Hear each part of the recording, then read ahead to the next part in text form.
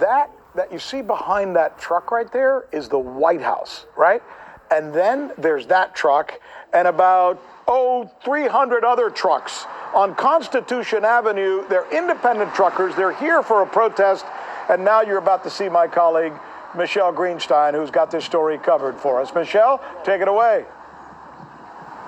Look, Rick, don't let brokers kill the trucking industry. Keep brokers accountable for not paying truck drivers. These are just some of the signs that I'm seeing here on Constitution Avenue. Behind me, in front of me, all along this street are over 100 trucks, and truckers from all across the nation have gathered here in the Capitol with a very simple message. They say they're being charged such high commission rates by freight brokers that some of them are actually operating at a loss. They say some of these smaller trucking businesses are actually losing money while transporting essential goods during the COVID-19 crisis, and that some of them have already gone out of business. Now, what these truckers want is for the Trump administration to open an investigation into the freight brokers, an investigation under the Sherman Antitrust Act, which says that corporations can't collude with one another to do price fixing. And the main thing they want, Rick, is transparency. Take a listen.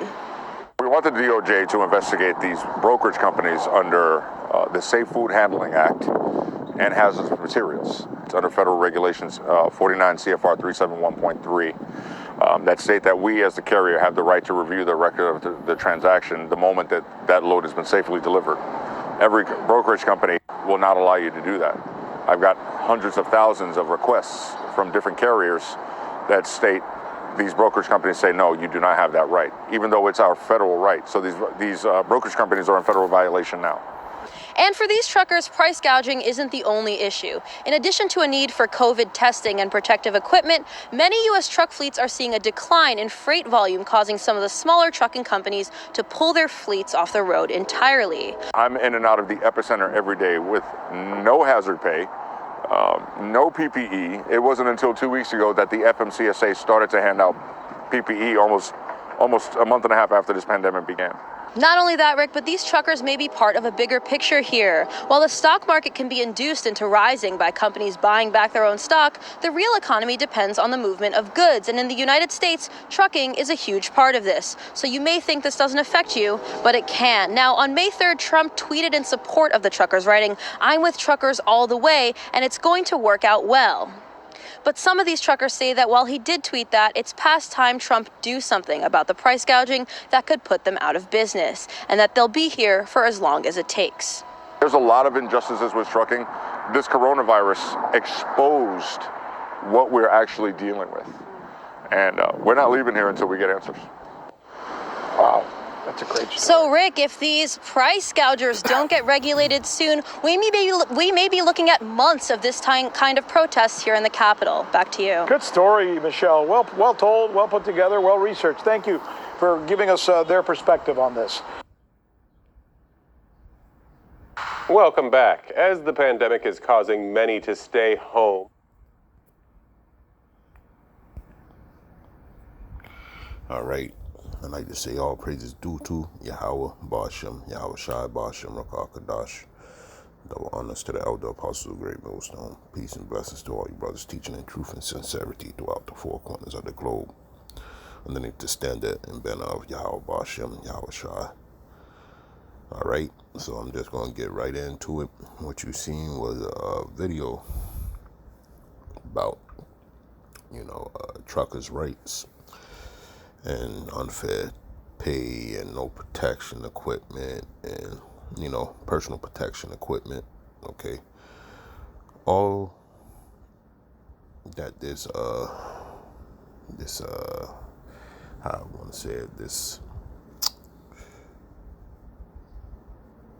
pandemic has done is shown the weak spots of Babylon the Great.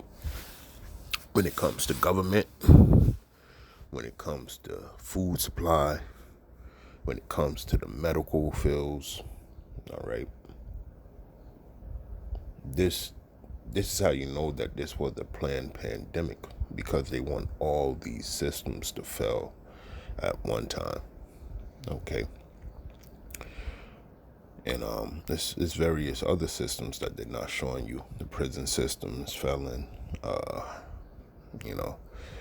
Their the trade system has failed with imports, exports. Okay. So you're seeing the change of their old system into the new world order. All right. But going back to the truckers now you can see why it's going to be a planned famine, so to speak. And it's a famine, nevertheless. Still, the Lord prophesied about it. Okay. So it's coming. It's fastly approaching, and it's nothing that anybody can do about it, because what's going to happen is money's going to be obsolete. So the very thing that they're fighting for, it's about to be rendered useless. Okay. And before it's rendered useless, hyperinflation is going to set in, which I don't know if I got it on this page. On another page, I was looking at a video about hyperinflation. Okay. And that's right around the corner too. The more stimulus packages they hand out, the more unemployment they hand out. Okay. Because unemployment used to be every other week you used to get paid unemployment, I believe. Okay. But now they got a $600 a week deal brokered. Okay. For unemployment. So when you look at it, all this money is rushing back, being made without a backing. Let's say it like that. And it's going to cause for hyperinflation. Okay. And if you watch RT, they had a segment in there saying this is the highest that grocery has ever been. It's a 50% increase on grocery. So there you have it. Hyperinflation is setting in. Okay.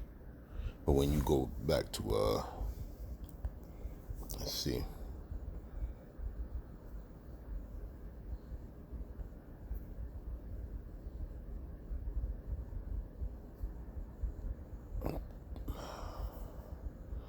To Venezuela, okay. I had that pulled up, but for some reason another jumped off. But when you go back to that, you've seen that hyperinflation was the very thing that brought them to their economic downfall, and that was planned by, CIA. They send assassination teams over there to cripple people's economies, man. Okay. Economic assassins. And that's what they did, man. So the same thing implies here, man. The same people are running the show over here. They planned the economic collapse, doing a pretend pandemic, a planned pandemic. And they'll inject you with that when you go to the hospital, so you can have it for real.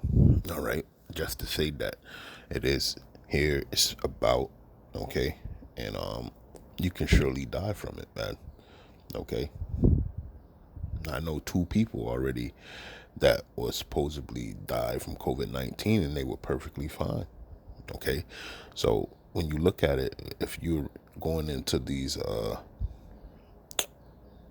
experimental houses called hospitals, you surely can die in there, man. Okay, if you ain't got the Lord with you, okay, with prayer. But I'm gonna bring out these quick scriptures and call it a day. All right.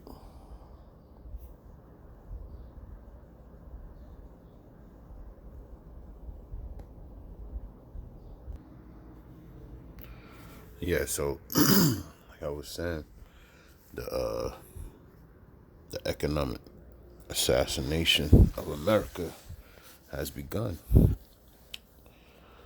And you heard on the report how important truckers were, in which they are the blood of America, because they get things from the ports into the inner parts of America. Okay. When I say that, I mean the Midwest, off the coastlines into the cities, so on and so forth, man. So what are you looking at is, this is it, man. After that system buckles, it's pretty much going to be a post-apocalyptic world, man. Before those missiles come. All right. So I'm bring out a couple of scriptures right now. And I'll jump down to Isaiah 32 and 5. Okay, it says, the vile person shall be no more called liberal, nor the churl said to be bountiful. Okay. And I looked up the definition of right, let's just get it, of liberal. Let me go and do it. Everything's that's Satan. There we are. Okay, so this is liberal in politics. It says liberalism. Salaki. It's a political and moral philosophy based on liberty, consent of the governed, and equality before the law. All right. So when you said what is considered liberal, it says if by a liberal they mean someone who looks ahead and not behind, someone who welcomes new ideas without rigid reaction, someone who cares about the welfare of the people, their health, their housing, their schools, their job, their civil rights, and their civil liberties, someone who believes we can break through. And basically this is how the New World Order is thought to be, because they want to forget about the past. They want to move forward without rigid reactions, and the only way they can do that is lock you in your house. Okay, lock you in your house without rigid reactions. Okay, but they're gonna get it. So their main thing is to cut the food supplies off so it can transition smoothly. And I was in the house the other day. I was watching TV. Okay, and I seen those stupid ration boxes, man. It was a commercial, sponsored by A, B, and C companies, but distributed through, I think it was UNICEF or Amnesty America, one of those groups. But what they were doing was they're planning on giving you a bar of soap, some lotion, little bag of flour, dry goods, and handing them out to the people. So get ready, because it's going to be like Venezuela. And once the trucks stop, that's it for the grocery store. Grocery stores can close down, man. Okay, then you're going to have these food trucks that come around and hand out your food in selected parking lots where these grocery stores used to be at. You see? So it's all coming down to the wire. This is the pandemic, man. Okay? And they're doing it through that avenue. And then the brother Arya, the brother from New York, Amawan Gabar Salaki, to that brother, he made a video, okay, about the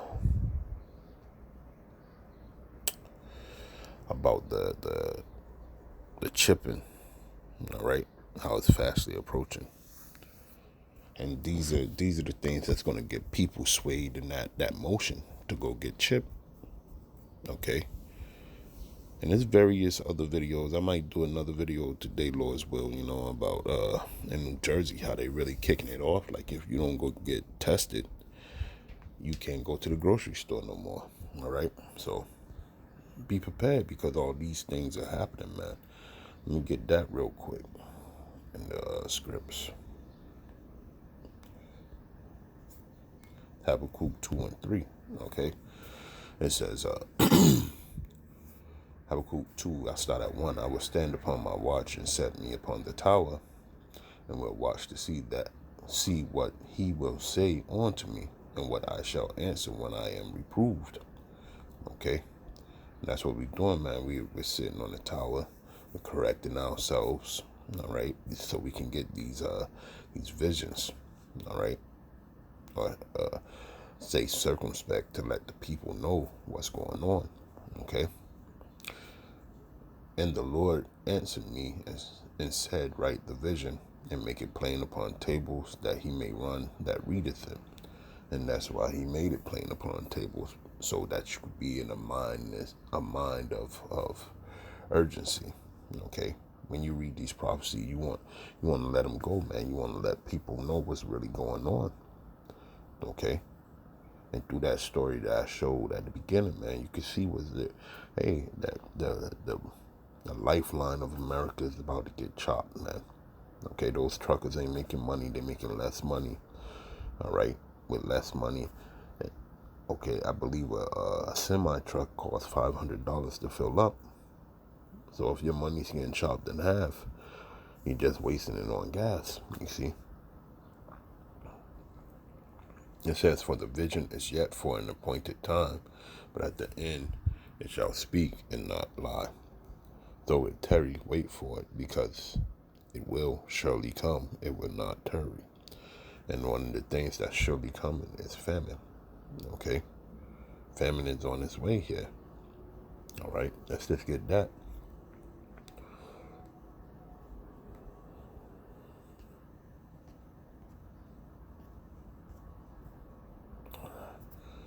Nothing is cooperating with me today. That was Satan. All right? So when you look at 2nd Esdras,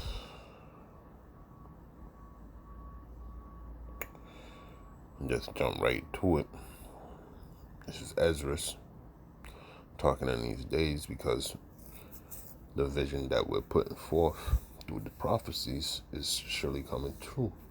Okay, you can't get food rations without a RFID microchip, or maybe a vaccination of some sort, or because you never got tested by the doctors. Okay, that's why he says, woe is me, who will deliver me in those days.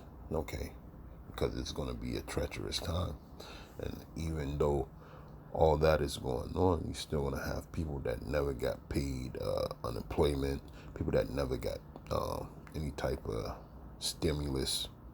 And those people are going to be the people that you see in various movies, okay, like The Road and Mad Max. Those people are they're gonna converge together and become these outlaw gangs, man.